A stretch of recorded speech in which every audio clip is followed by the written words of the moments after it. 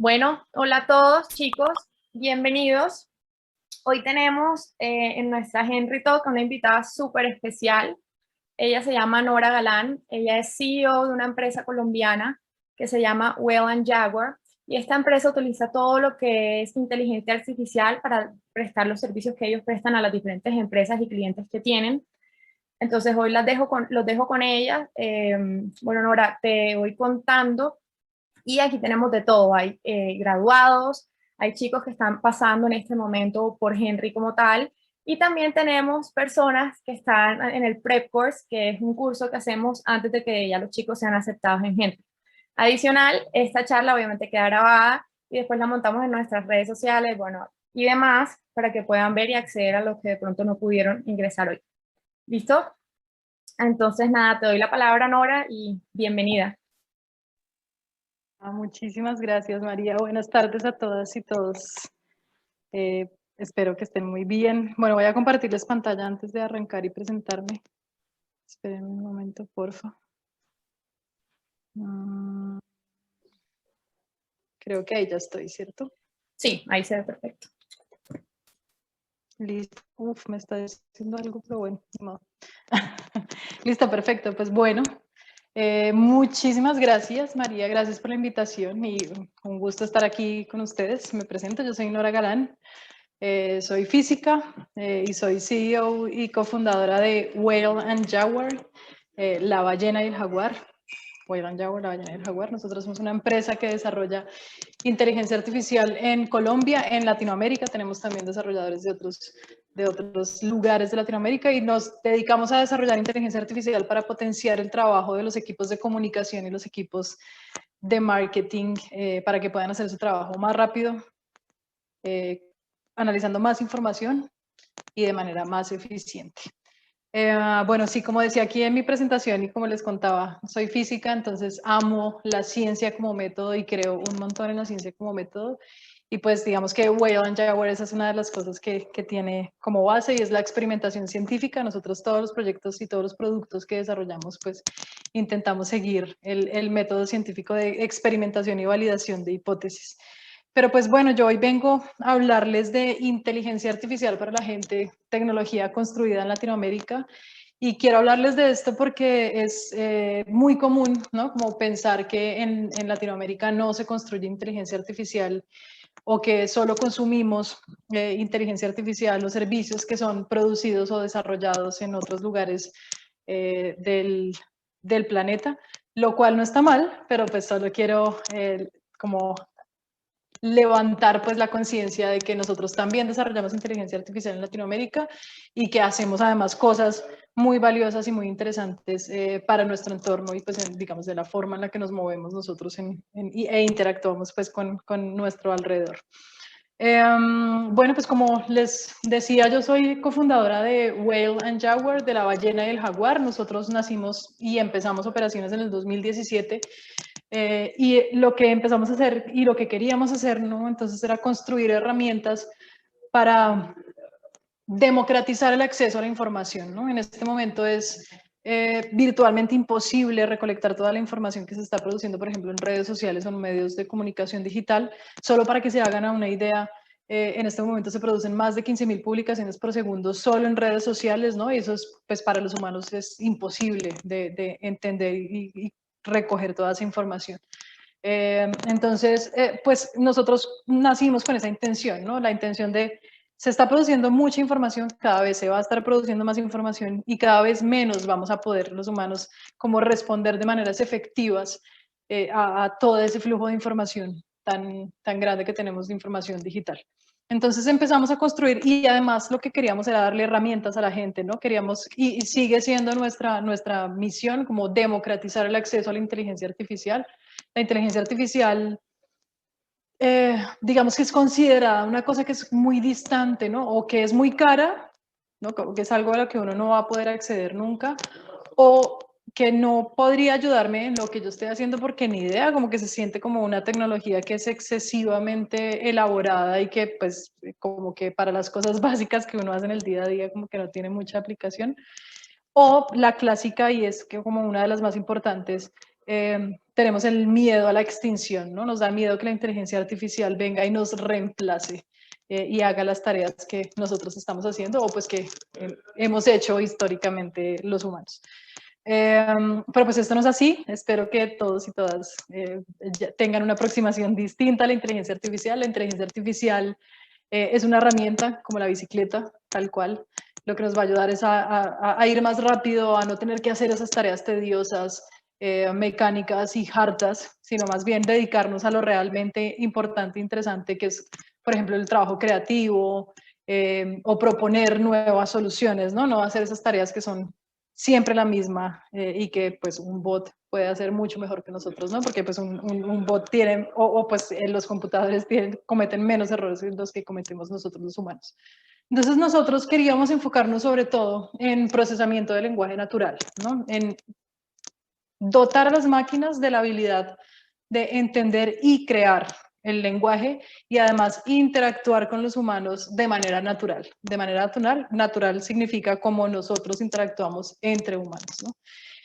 Nosotros nos empezamos a concentrar en eso y vimos la necesidad de crear modelos de lenguaje, por ejemplo, para nosotros, ¿no? Para Latinoamérica en español. Lo que ha pasado o lo que ha ocurrido durante mucho tiempo es que han sido los países, digamos, del norte global los que han llevado la delantera en desarrollo de tecnología. Entonces existen muchos modelos de lenguaje para análisis, por ejemplo, en inglés, ¿no? Entonces los chatbots arrancaron hablando inglés y van mucho más adelantados que los chatbots que hablan otros idiomas. Y dijimos, bueno, pues, ¿por qué no construir nosotros mismos esos modelos de lenguaje, sabiendo que además tenemos, pues, coloquialismos, ¿no? Dependiendo de la región va cambiando la forma en la que hablamos. Y pues sabemos que esas cosas se pierden cuando se utiliza ese español genérico, porque digamos lo que hacen tradicionalmente es traducir al inglés, ¿no? Porque sí hay muchas herramientas en inglés, entonces se traduce al inglés, se hace el análisis del inglés y después se devuelve al español y pues obviamente, como se podrán imaginar, perdemos un montón de información en esa traducción. Entonces nosotros comenzamos a crear modelos de lenguaje en español específicamente para nuestra región, y nuestra región no es solo Colombia, que es donde estamos ubicados, sino Latinoamérica en general, ¿no? Queremos crear modelos de lenguaje para entendimiento de la conversación en español en Latinoamérica. Y una de las primeras cosas que arrancamos haciendo fue análisis de la conversación electoral. ¿Por qué arrancamos por ahí y no por otro lado? Básicamente porque coyunturalmente se nos dieron las cosas. Como les contaba, nosotros arrancamos en el 2017 y en el 2018, si ustedes recuerdan, fueron las elecciones a la presidencia.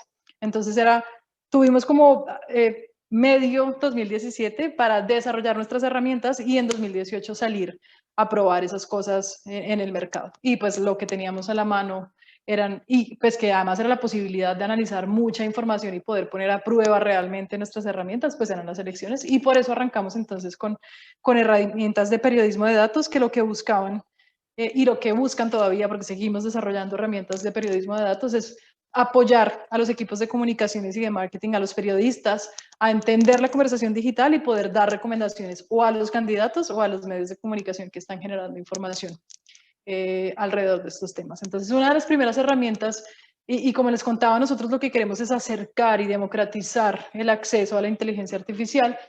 Hicimos esta herramienta que era una herramienta de periodismo de datos que lo que le permitía era a los periodistas entender de manera masiva la conversación de los candidatos y alrededor de los candidatos. Esto que les estoy mostrando es un widget que construimos, el que les estoy poniendo es un ejemplo de Sergio Fajardo.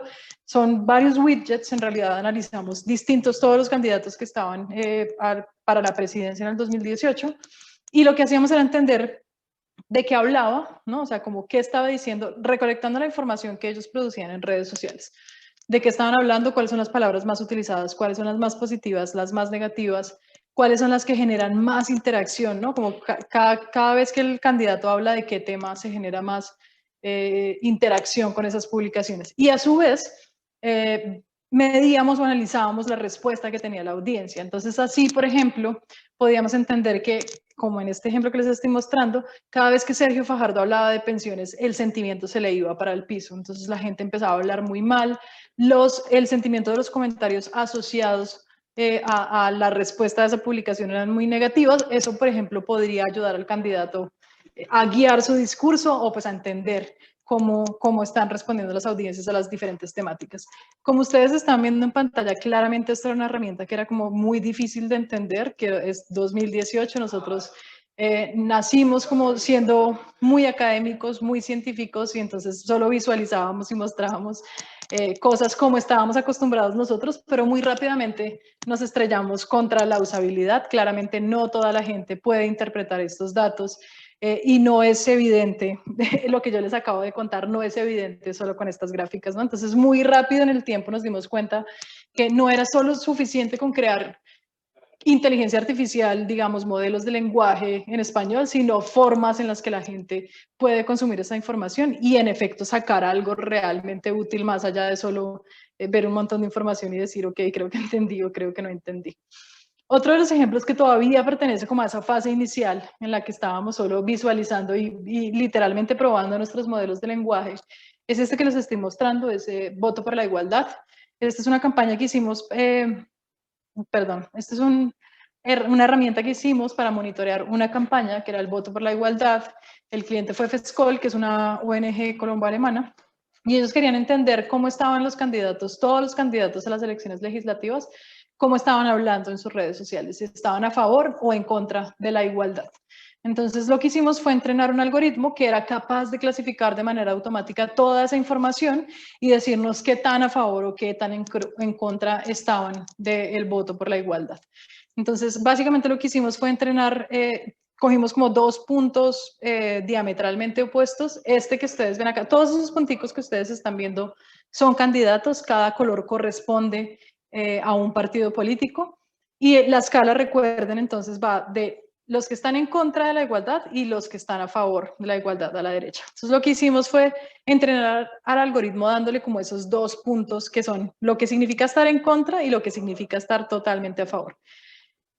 Eso lo sabíamos los humanos, analizando humanamente esa información. Entonces por ejemplo, es el hijo del concejal de la familia. Es una persona que está en contra del matrimonio igualitario, a favor de, digamos, como conservación de las tradiciones, ¿no? Entonces tiene un discurso muy particular, sabemos cómo habla esa persona, ¿no? Entonces podíamos decir al bot, así habla una persona que está en contra del matrimonio igualitario o pues en general del discurso por la igualdad. Y esta persona que ustedes, ay, lo siento, esta persona que están viendo acá es Tatiana Piñeros, que fue la primera candidata trans por la lista de la decencia, si no estoy mal. Entonces es una candidata que abiertamente en sus redes estaba a favor de la igualdad, por supuesto, entonces de equidad de género, a favor del matrimonio igualitario, entonces sabíamos que tenía un discurso muy a favor, ¿no? Entonces sabíamos lo que significaba estar muy en contra y lo que significaba estar muy a favor, y con base en eso entrenamos un algoritmo que era capaz de recolectar de manera masiva toda la información y clasificar a los candidatos por las formas en las que hablaban en sus distintas redes sociales. Ocurrieron cosas muy chéveres, que esa es una de las cosas que a mí más me gusta pues del análisis masivo de datos, y es que cuando uno analiza masivamente datos, pues obviamente empieza a ver cosas que no son tan evidentemente visibles al ojo humano, ¿no? Porque cuando nosotros tenemos como un span muy cortico, como que podemos recibir unas cosas muy pequeñitas, ¿no? Entonces podemos analizar lo que el candidato dijo en el último mes, o como que nos acordamos de que el año pasado dijo tal cosa, pero pues no estoy tan segura. La inteligencia artificial y el análisis masivo de datos sí permite recolectar grandes cantidades de datos a lo largo de la historia y evidenciar patrones en los datos, en este caso, en patrones en la conversación. Y pasaron cosas muy interesantes como, por ejemplo, estos azules que ustedes están viendo acá son los candidatos y las candidatas que estaban por el Partido Conservador, y veíamos que, si se dan cuenta, están más hacia el lado derecho que hacia el lado izquierdo, ¿no? Están más a favor de la igualdad que en contra de la igualdad.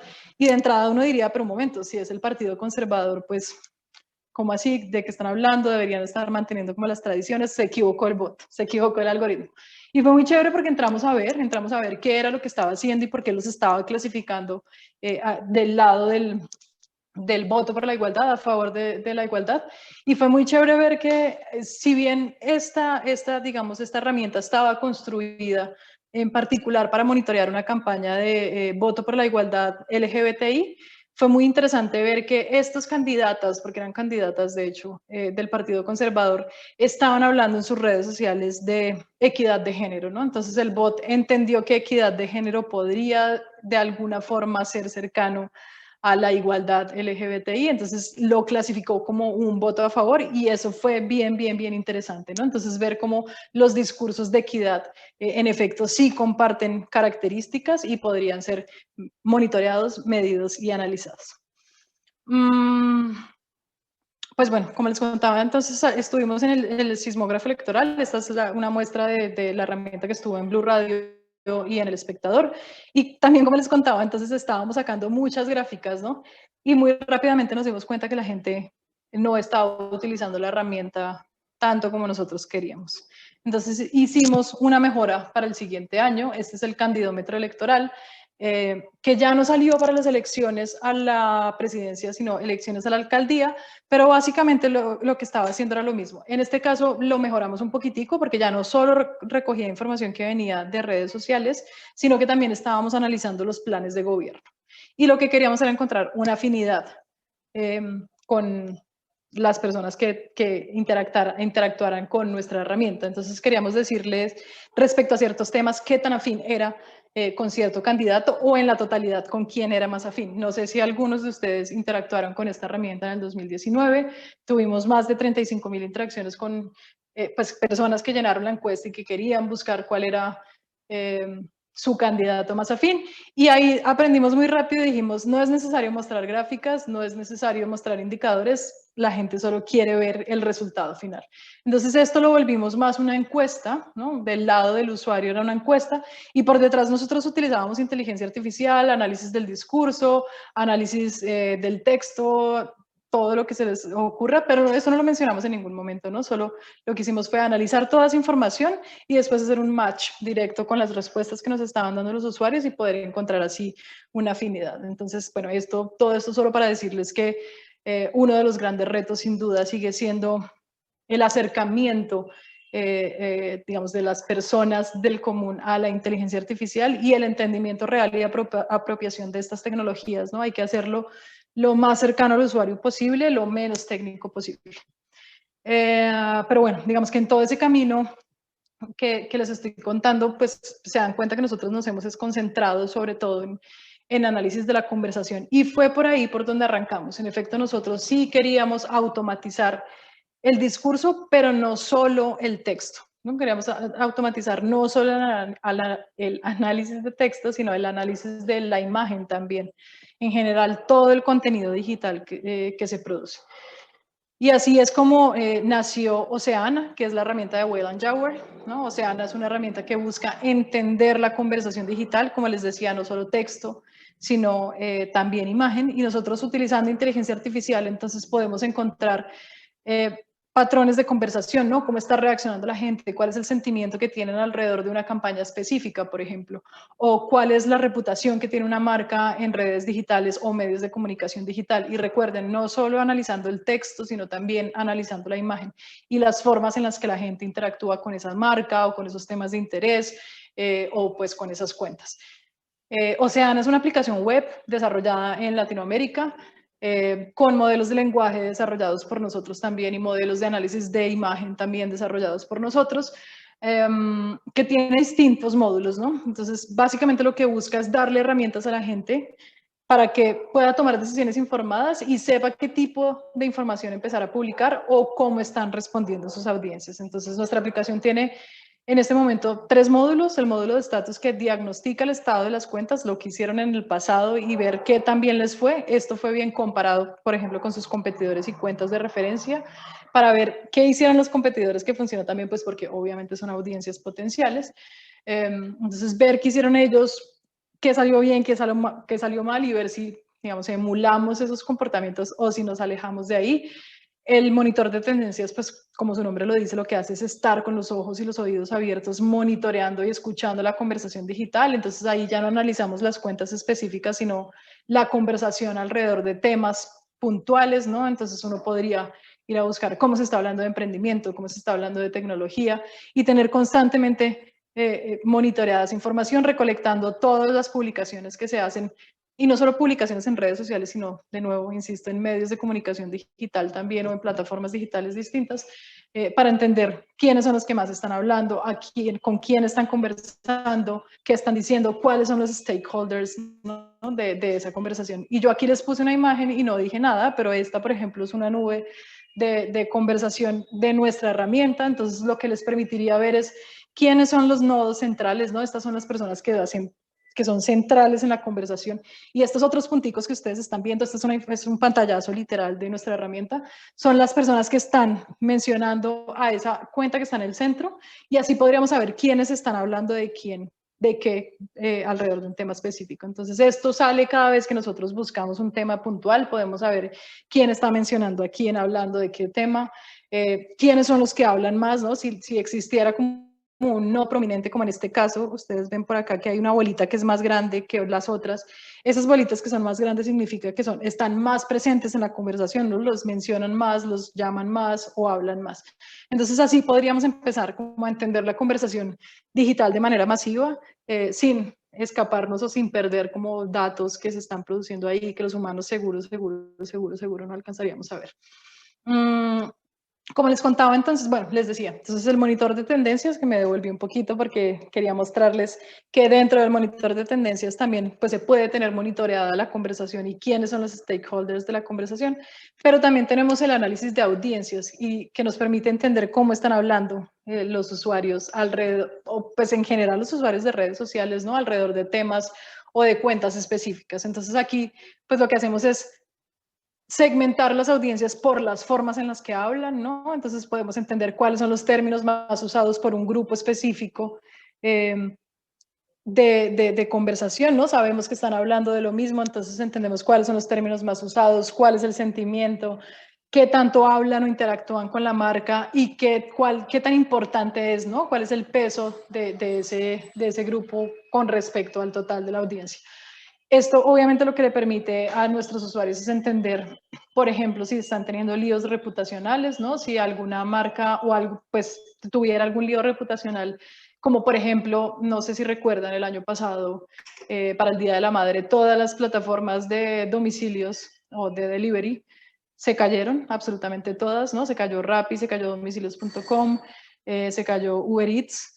Y eso fue una crisis reputacional, porque no estaban pudiendo responder a todas las peticiones de compra que estaban haciendo los usuarios. Y nosotros estuvimos monitoreando esa crisis en particular porque estábamos trabajando con uno de ellos en ese momento y era muy evidente, ¿no? Era muy evidente ver aquí que el 42% o algo así del total de la audiencia tenía un sentimiento muy negativo, o sea, como del 60% muy negativo, y las palabras más utilizadas eran del tipo: me robaron, me hicieron el cargo a la tarjeta y no me llegó el producto, sigo esperando mi almuerzo, sí, cosas así, todos sabíamos. Entonces era gente que se estaba quejando porque se les había hecho el cargo a la tarjeta, pero se quedaron esperando por siempre el almuerzo del Día de la Madre y nunca les llegó. Entonces esto les permite también a nuestros usuarios tener monitoreada la conversación y saber cómo están reaccionando. A través de esta misma herramienta nos pudimos dar cuenta que hubo algunas de esas marcas que fueron mucho más exitosas en recuperar la crisis reputacional, porque como les digo, a todas les cayó, a todas las marcas les cayó esa crisis reputacional, pero hubo unas que lograron empatizar más rápidamente con el usuario que otras. Entonces, tener acceso a lo que está diciendo la gente y las formas en las que está hablando, pues le permite a las marcas empatizar con sus usuarios, entender qué es lo que están diciendo, de qué se están quejando o qué es lo que necesitan. Pero nosotros adicionalmente a eso, digamos, adicional al monitoreo de la conversación, pues nosotros, como les mencionaba al comienzo, lo que queremos hacer en realidad es automatizar todo el proceso de creación de estrategias de comunicación y de marketing.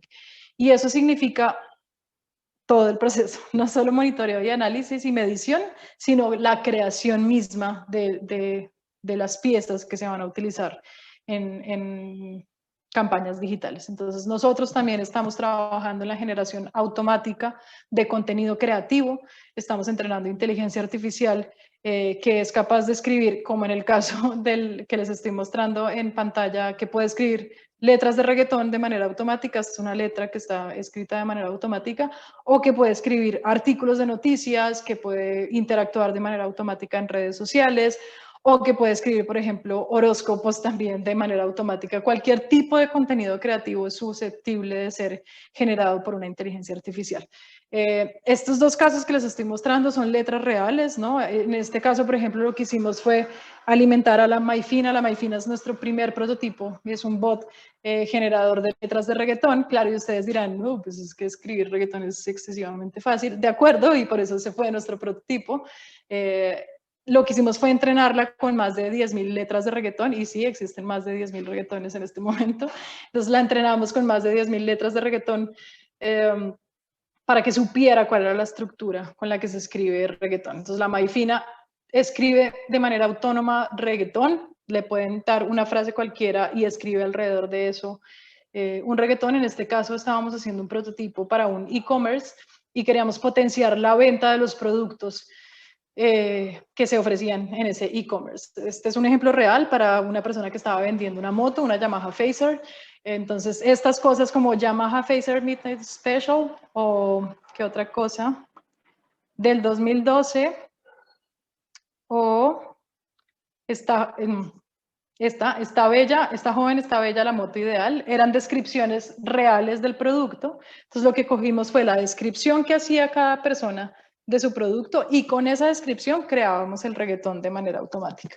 Entonces, bueno, aquí claramente pues se pueden dar cuenta digamos, de las limitaciones que tiene la inteligencia artificial, ¿no? La persona estaba diciendo que la moto era del 2012 y el bot escribió piernas del 2012, pero pues bueno, la idea es esa, ¿no? Crear contenido creativo, hacer contenido creativo, no solo reggaetón, sino cualquier tipo de contenido creativo.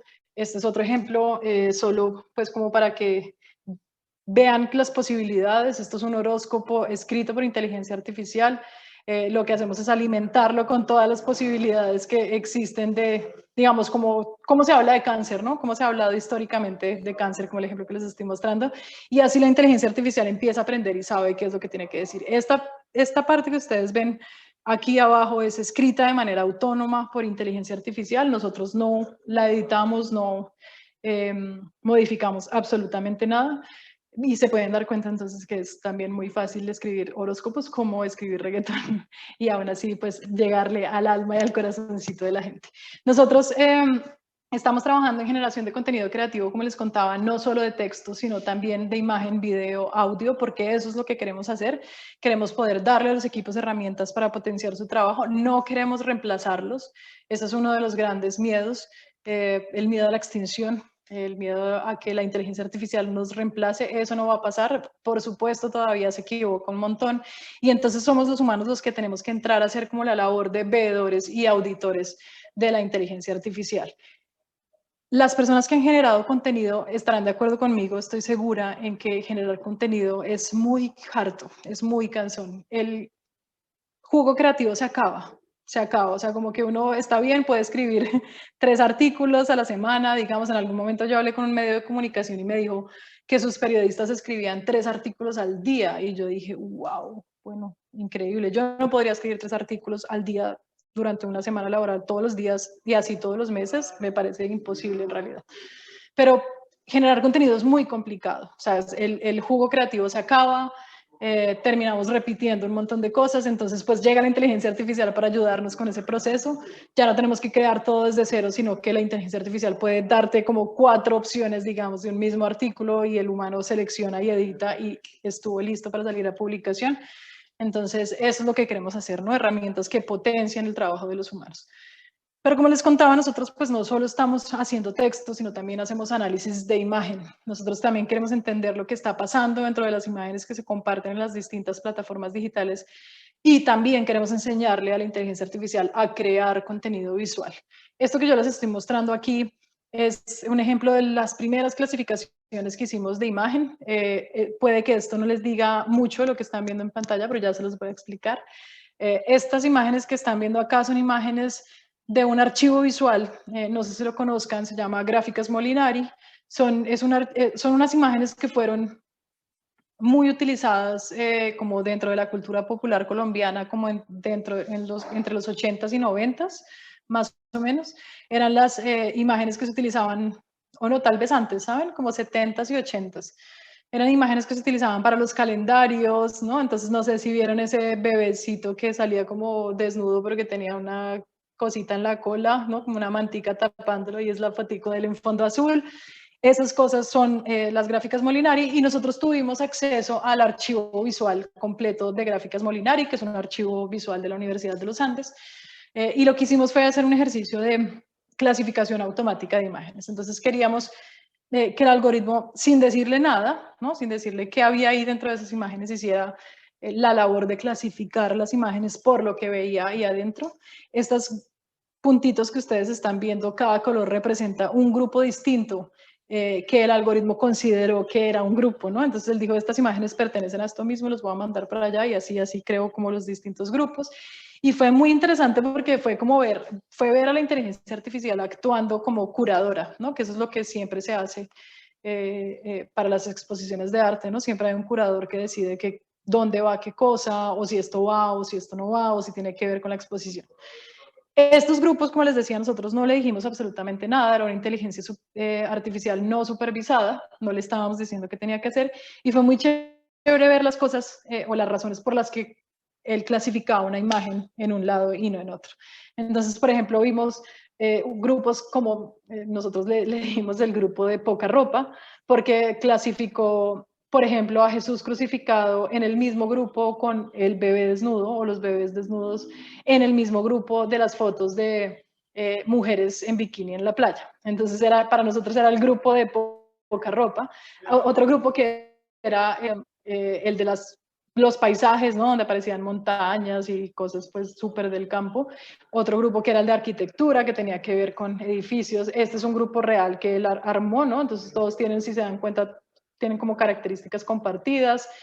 Un cielo azul, edificios en la mitad de la imagen, etcétera, etcétera. Entonces, bueno, este fue el primer ejercicio que hicimos y este que los estoy de clasificación automática, pues, y este que los estoy mostrando acá a la izquierda fue el primer ejercicio de generación de imágenes con inteligencia artificial. En este caso, lo que le pedimos a la inteligencia artificial fue que nos generara una imagen con perspectiva, puede que no la vean tan clara, pero tal vez acá sí se ve, ¿no? Que sí creo una imagen con perspectiva. Entonces le dijimos que queríamos ver una imagen con esta perspectiva y que nos generara para ver si estaba entendiendo qué era lo que le estábamos pidiendo. Entonces, en efecto, sí entiende qué es lo que qué es lo que le estamos pidiendo, ¿no? Esa fue, y les estoy hablando de un ejercicio que hicimos en el 2018, como para entender cómo podíamos empezar a generar contenido, porque necesitábamos también poder decirle, quiero que me crees una imagen con este tipo de perspectiva, que tenga estas personas, que ¿no? O sea, como con todas las características de la imagen. Entonces, este fue como el primer entrenamiento que hicimos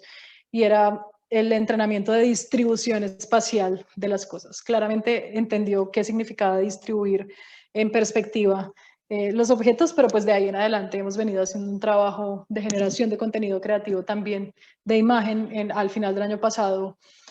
No sé si alguno de ustedes lo vio, para la Ruta de la Navidad, que es como una actividad de la Alcaldía de Bogotá que hace a final de año, donde invita a la gente a que recorran los distintos parques para ver la iluminación de los parques en Bogotá. Pues el año pasado estábamos en pandemia, no se podía invitar a la gente a que saliera y a que se congregara, entonces se hizo como una versión digital y mucho más tecnológica, por supuesto, de la Ruta de la Navidad. Nosotros hicimos parte de la Ruta de la Navidad y lo que hacíamos era generar una postal navideña personalizada para los usuarios. Entonces, teníamos un bot que escribía de manera automática villancicos para la gente. Los usuarios nos podían decir a quién se lo querían dedicar y no solo escribía el villancico, sino que también generaba un video de manera automática, ¿no? Entonces creábamos un video, creábamos piezas gráficas, insertábamos, creábamos el texto también, lo volvíamos una unidad y lo publicábamos de manera automática a la persona que nos habían pedido que se lo dedicáramos. Entonces, pues eso es en lo que hemos estado trabajando, ¿no? En cerrar el ciclo completo de creación de estrategias de comunicación, no solo monitoreo, análisis y entendimiento, sino generación de esas mismas campañas. Y pues nada, pues para cerrar, solo quiero decirles y reiterar que nosotros, esta tecnología que estamos construyendo en Latinoamérica, seguimos trabajando, seguimos creciendo. En este momento somos más de 30 personas, entre científicos de datos, desarrolladores, administradores, economistas. Bueno, tenemos un grupo súper interdisciplinario y seguimos buscando más gente, principalmente en este momento necesitamos desarrolladores front. Sé que es el mejor momento y el mejor lugar para decirlo. Estamos buscando desarrolladores front, entonces si quieren trabajar con nosotros, estamos pues muy dispuestos y felices de que vengan a trabajar con nosotros, porque ser parte de nuestra manada de ahí. Aprovecho para presentarles a Luis Aníbal y a Jessica, que son de nuestro equipo de People and Talent, y si quieren saber y tener más información de estas convocatorias, pueden escribirle a cualquiera de ellos dos. Pues nada, nuestra manada es como les decía, es un equipo multidisciplinario y pues aparte de ser parte de un equipo que está construyendo tecnología pues de punta de lanza en Latinoamérica, tienen muchos más beneficios. Somos remotos, ¿no? Remote first. Tenemos alta flexibilidad con los horarios, construimos tecnología hecha para nosotros, somos una manada, como se dan cuenta, y bueno, pues tenemos muchos más beneficios que podríamos hablar después detenidamente. Y nada, muchísimas gracias entonces por estar aquí, por escucharme. Estoy abierta para todas las preguntas que tengan y pues nada, esto es Whale & Jaguar y somos Ciencia y Visión. Muchísimas gracias. Súper, Nora. Me encantó todo, o sea, los proyectos que nos contaste, o sea, me dejaste como que sorprendida. Yo ya conocía algo, pero ahora que estoy viendo más proyectos me parece increíble todo lo que están haciendo. Me encanta. Acá ya hay unas preguntas, se las voy a ir dando y las vamos respondiendo. ¿Listo? La primera, Listo. ¿por qué el nombre de Whale & Jaguar? Bueno, buenísimo. La ballena y el jaguar nació porque, pues, cuando nosotros nacimos, como les decía, queríamos automatizar todo el proceso de creación de estrategias de comunicación y de marketing, pero queríamos hacerlo desde el lado de la ciencia de datos. Entonces, yo soy física, como les conté, y vengo de ese lado de científico, ¿no? Como el lado de la academia y la utilización de los datos para entendimiento de la naturaleza. Entonces, lo que queríamos hacer era eso, pasar la ciencia de datos a sectores en los que no, como que no se veía tan evidentemente la utilización de la ciencia de datos. Entonces, la ballena y el jaguar es eso. La ballena es la capacidad que tenemos de navegar grandes volúmenes de datos, ¿no? Un océano de información gigantesco y sin sentirlo, ¿no? No nos enteramos que lo estamos navegando. Entonces, la ballena es eso, es la capacidad que nos da la ciencia de datos, el manejo masivo de la información. Y el jaguar es como el equivalente de las comunicaciones, ¿no? Porque queríamos mezclar ciencia de datos y comunicaciones. Mi ex socio es periodista y politólogo, entonces él era ese otro lado de la ballena y el jaguar. Y el jaguar pues sabe dónde pone los ojos, ¿no? El jaguar caza, sabe cazar muy bien, es uno de los mejores cazadores. Y adicionalmente es muy ágil, ¿no? Y que también es una analogía a la velocidad de nuestros análisis, ¿no? También para darles una idea, pues nuestras aplicaciones analizan más de 15.000 publicaciones en menos de un minuto y producen más de 5.000 palabras en menos de un minuto también, ¿no? O sea, pueden escribir artículos de más de 5.000 palabras en menos de un minuto. Entonces lo hacemos muy rápido. Entonces esa es la ballena del jaguar. Buenísimo.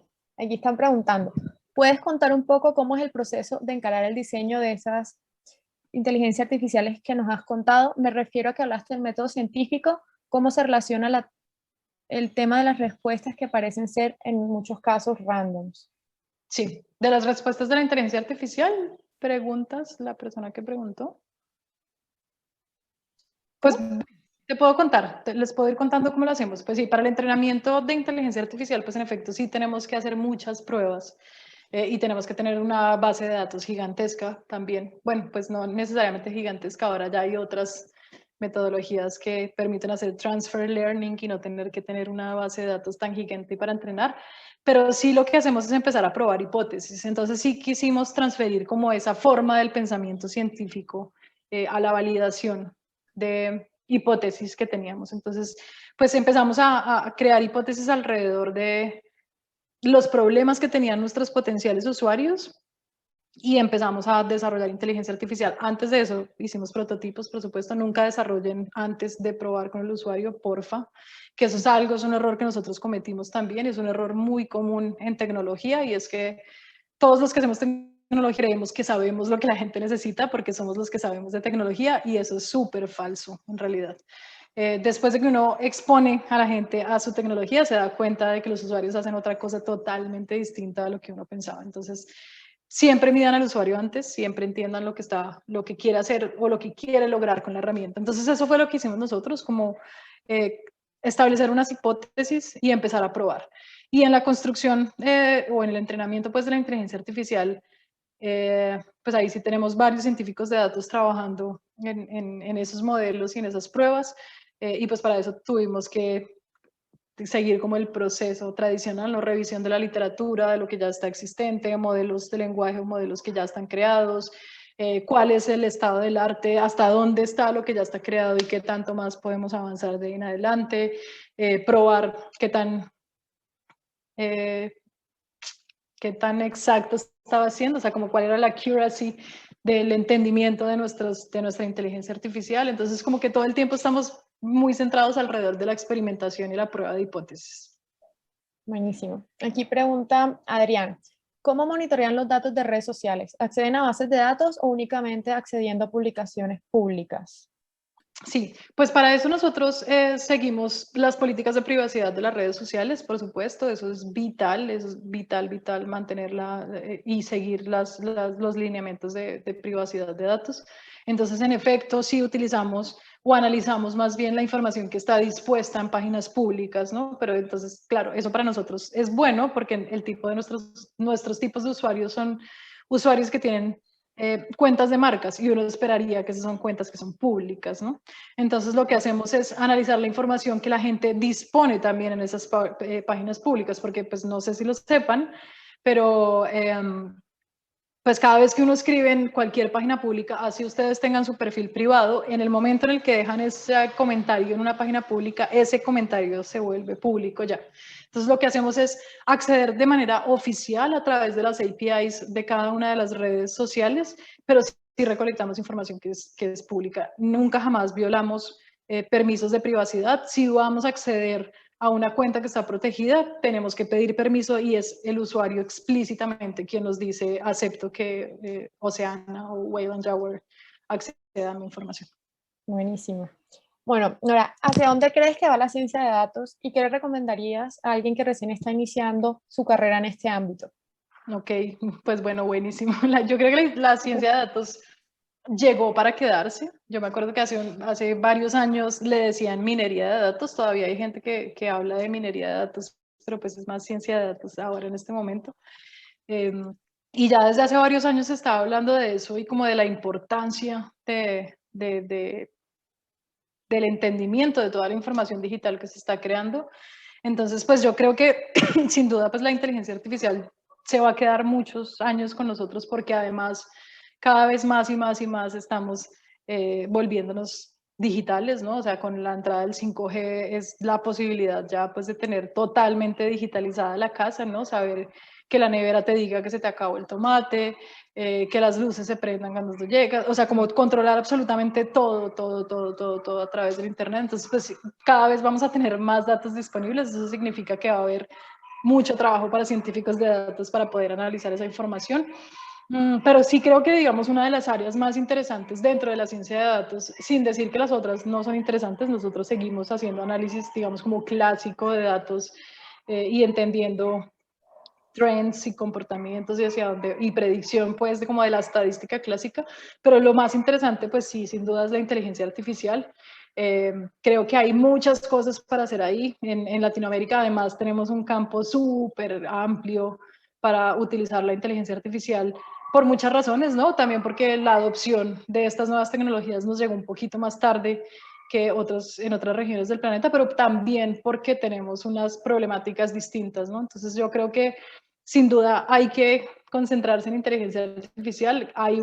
O sea, lo que hay para hacer es muchísimo de aquí en adelante, no solo con análisis de lenguaje, no solo con análisis de imagen para este tipo de cosas, sino pues en general para agricultura, clima, cosas legales, hay muchísimas cosas, entonces sí creería que lo interesantemente en este momento está hacia el lado de la inteligencia artificial, entonces sí les recomendaría meterse hacia esa dirección porque además es súper apasionante, es muy, muy, muy chévere. Buenísimo. Aquí preguntan, ¿qué necesito estudiar para dedicarme a la carrera de ciencia de datos? ¿Es recomendable una carrera full stack? ¿Sirve como de base? Sirve como de base, sí, les recomendaría Python sin duda, o sea, aprendan Python Python sí o sí, ya pronto. Ujú. Full stack sirve un montón por la estructura de pensamiento que da, ¿no? O sea, como que una vez uno aprende a programar, sabe esa forma en la que se le habla al computador, ¿no?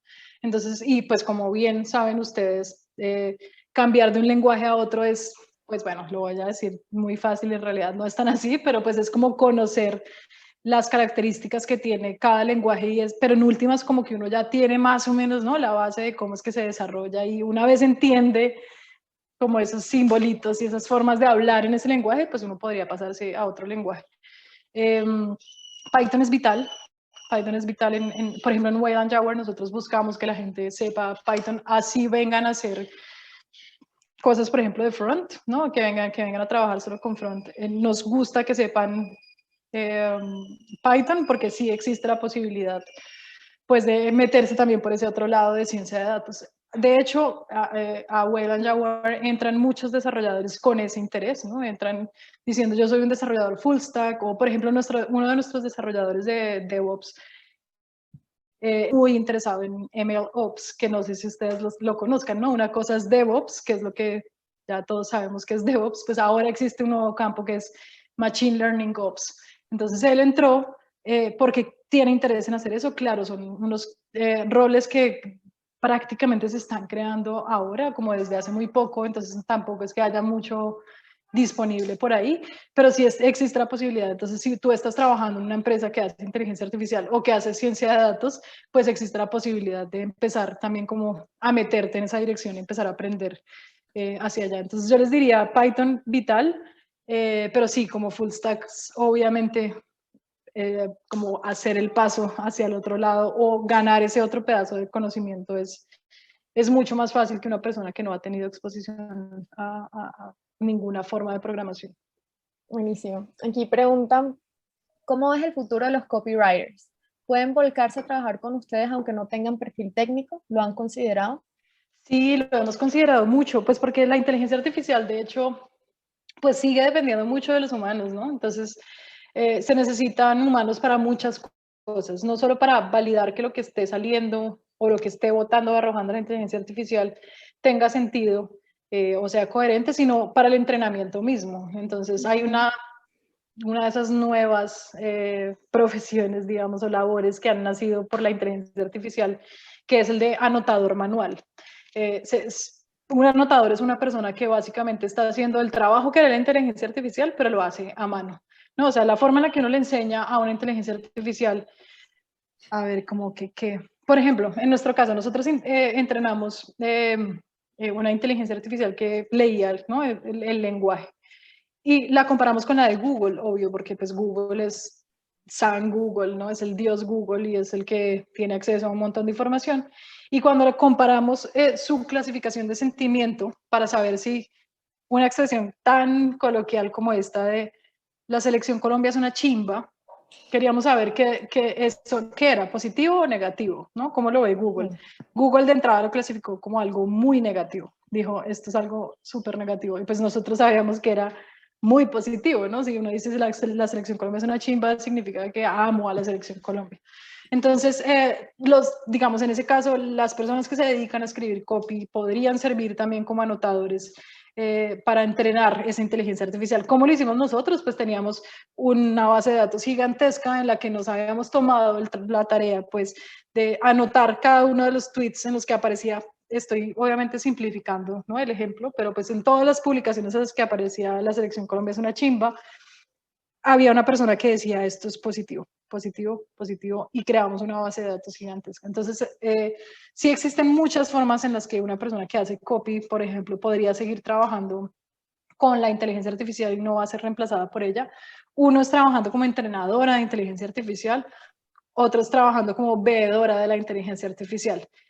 El trabajo de copywriter no se va a perder, va a mutar más bien en su función. Entonces ya no tienes que pensarte desde cero cómo escribir un copy, sino que la inteligencia artificial te da 4 o 5 opciones, tú escoges una y la editas, ¿no? Entonces eso aceleraría tu trabajo. Nosotros, por ejemplo, tenemos un bot que escribe copies, de hecho, y solo le tienes que dar 3, 4 palabras clave, ¿no? Digamos del tipo, pizza, promoción, jueves, amigos, ¿no? Le dices esas 4 palabras y escribe una combinación. O sea, utiliza esas palabras, pero escribe cosas distintas. Nosotros vimos cosas muy chéveres que escribía la inteligencia artificial. Decía como, o sea, crea copies en realidad muy interesantes, pero que no tienen tanto sentido, ¿no? Entonces ahí entraría el humano a decir, me gusta que diga, ven el jueves con tus amigos a pedirte una pizza grande y obtener la promoción, porque lo hace de ese tipo, o sea, escribe una cosa grande, pero lo escribe como sin sentido. Entonces ahí entra el copy a editar eso. Sí tienen cabida, entonces como para resumir, pues, por supuesto sí tienen cabida en un equipo como el equipo de Wayland Tower, como les decía, o como entrenadores y anotadores, pues, antes de ese proceso, o como veedores de la información que sale después. Buenísimo, me encanta. Te cuento, Nora, que yo estuve en una empresa, antes de entrar a todo este tema del mundo de la tecnología, donde me tocaba escribir copies y hacer contenido. Creo que esto hubiera sido lo mejor para mí porque me Claro. pasaba lo que tú dices, que yo sufría y decía como que, Dios mío, ¿qué me voy a inventar para la próxima semana, para todo el mes? Entonces, bueno, súper interesante esa herramienta. Es terrible generar contenido, es muy difícil, Uy, sí, en serio. total, en verdad, miro que la gente que se dedica a eso y saca cosas Totalmente. increíbles. Bueno, ahora que nos cuentas que sí están teniendo en cuenta esta gente de copywriter, ¿qué otro tipo de profesiones tienen? O sea, veo que sus equipos tienden a ser interdisciplinarios. ¿Cómo qué otro tipo de profesiones así por encimita tienen, pues para que los chicos tengan una idea? Dale, de una. Pues bueno, nosotros tenemos ingenieros biomédicos, tenemos ingenieros mecatrónicos, tenemos ingenieros de sistemas, por supuesto. Tenemos físicos, matemáticos, hemos tenido historiadores, tenemos una historiadora del arte que es la persona, de hecho, que guía el análisis de imagen, ¿no? Porque pues nadie mejor que un historiador de las imágenes para entender cómo se analizan las imágenes. Claro. Tenemos economistas, administradores de empresas. ¿Qué otro perfil por ahí se me ocurre? No recuerdo más. Creo que esos son Bueno, los principales, ¿no? Ingenieros biomédicos, ingenieros mecatrónicos, ingenieros de sistemas físicos, matemáticos, administradores, economistas e historiadores. perfecto, buenísimo. Te voy a hacer unas últimas 3 preguntas y vamos cerrando para no quitarte más tiempo. Entonces, preguntas, Dale. Federico, ¿qué piensas de herramientas no-code de inteligencia artificial como AutoML de Google? ¿La Pues conoces? bueno, eh, sí, son lo máximo, obviamente como que le ayudan y avanzan, como que le adelantan el trabajo y esa es la siguiente capa de la inteligencia artificial además, o sea, como que una cosa es construirla y después solo tener que refinarla, eso es maravilloso, poder tener acceso a esas herramientas que son solo de refinamiento, pues, o que lo ayudan a uno a construir inteligencia artificial, son muy útiles, son excesivamente útiles y creo que depende mucho del alcance de tu proyecto, ¿no? O sea, como que uno tiene que inventarse las ruedas y ya se inventaron una rueda. Entonces, por ejemplo, nosotros utilizamos para generación de contenido, no sé si ustedes lo conocen, a GPT-3, que es de OpenAI. Ese es un modelo de lenguaje gigantesco que me atrevería a decir que ningún emprendimiento colombiano en este momento podría construir porque es muy costoso, costoso computacionalmente y en plata, ¿no? O sea, como que para poder entrenar esa cosa uno tiene que tener unos servidores y unas tarjetas increíbles y hay que pagar un montón de dinero. Entonces, lo que hace uno es acceder a GPT-3 y encima de ese modelo que ya fue gigantesco y que les tomó un montón de tiempo y un montón de recursos entrenar, refinar específicamente solo para lo que uno necesita. Entonces, pues creo que uno tiene que inventarse la rueda siempre y cuando pueda utilizar y agregar valor sobre lo que ya está construido, pues está perfecto. Y si existen herramientas que nos ayudan a escribir Machine Learning, pues bienvenida sea. Google tiene un montón, Amazon tiene también muchas otras y pues son realmente muy útiles. Buenísimo. Aquí preguntan, ¿recomiendas aprender Linux? No entiendo la pregunta. Pues, o sea, sí, recomiendo entender cómo se maneja ese sistema operativo, pues sería realmente útil. Muchos de los servidores están en Linux y entonces y es un sistema operativo que es muy eficiente. Entonces, pues sería útil más que necesario, diría yo. O sea, como que ya podríamos igual eh, hacerlo de otras formas, pero sí la mayoría de los servidores son servidores Linux y entonces pues si uno ya está acostumbrado a ese ambiente, pues claramente las cosas van a ser mucho más fáciles. Bueno, buenísimo, Nora. Para cerrar, hubo unos que estaban preguntando como el tema que mencionaste de las vacantes y demás. Bueno, ya explicaste mucho, pero aquí hay que preguntar si nos puedes contar un poquito sobre el proceso de selección de Will Jaguar. O sea, como que qué Sí, pueden esperar ellos, si aplican, si los llaman, tiempos, no sé. sí, claro que sí. Pues bueno, nosotros nos demoramos, nuestro proceso de selección se demora entre 2 y 3 semanas, más o menos, o sea, como desde el momento en el que una persona demuestra interés en una de las vacantes de Wayland Jaguar y en efecto termina contratada, pasan más o menos 3 semanas. Ujú. Y el proceso de selección, pues bueno, dependiendo del tipo de proceso, pues abrimos la convocatoria, está en todas nuestras redes, está en nuestra página web, la gente aplica a través de un formulario, ¿no? Nos dice tienen dos opciones, o nos comparten su hoja de vida o nos llenan unas preguntas que tenemos ahí dispuestas en nuestro formulario. Y después de ese primer filtro, digamos, del primer filtro, que es como el filtro de conocimientos, Ujú. pasamos, o como de experiencia, ¿no? Como saber qué es lo que han hecho. Hay una cosa ahí que quiero hacer salvedad, nosotros no nos fijamos en la profesión, nosotros no nos fijamos, de hecho, tampoco nos fijamos si tienen una profesión. Tenemos desarrolladores que no se graduaron, o sea, no tienen un título universitario, pero son unos de los desarrolladores más tesos que tenemos. Entonces, siempre y cuando tengan experiencia específica en lo que necesitamos hacer o lo que estamos buscando hacer, pues no habría ningún inconveniente. Entonces, ese es el primer filtro, ¿no? El filtro de que sepamos que la gente tiene experiencia en esas cosas que estamos buscando. Luego viene una prueba técnica, es una prueba técnica muy sencilla que lo único que busca validar es que la gente tenga sus conocimientos básicos en el lenguaje. Por supuesto, les pedimos Python, ¿no? Queremos entender que la gente utiliza Python, pero también otras cosas dependiendo del tipo de convocatoria que abramos. Y luego viene una entrevista corta y una prueba psicométrica y listo, eso es. Buenísimo. Y vi que preguntaron que si teníamos desarrolladores también o En la TAM. colaboradores de otras partes de Latinoamérica. Sí, tenemos desarrolladores de otras partes de Latinoamérica. Entonces, eso no es un inconveniente. De hecho, una de nuestras principales premisas es nosotros somos remote first, somos remotos como sea, como del lugar. Entonces, en realidad no nos importa en qué lugar estén. No nos importa si están en Colombia, si están en Argentina, como la primera persona que contratamos por fuera de Colombia en el caso de Wayland Jaguar, o si están en Europa o si están donde sea que tengan. En este momento tenemos, por ejemplo, un desarrollador desde Marruecos y no hay ningún inconveniente tampoco. Entonces sí, no hay problemas, recibimos gente de todos los lugares. Buenísimo. Listo, Nora. Bueno, no, muchísimas gracias. En verdad, súper interesante tu charla. Creo que los chicos quedaron asombrados de todo lo que están haciendo aquí en Colombia y Will Jaguar específico. Es chévere traer este tipo de empresas porque, bueno, Henry es argentino, tenemos personas cada vez más de Colombia, de México, pero más que todo tenemos muchos argentinos, por eso te preguntaban el tema de la TAM.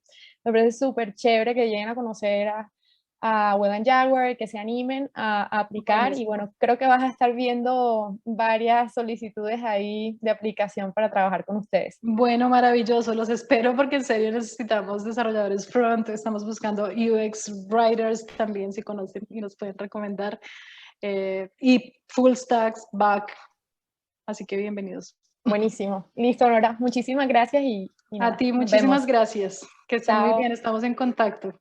De una, bye. Chao.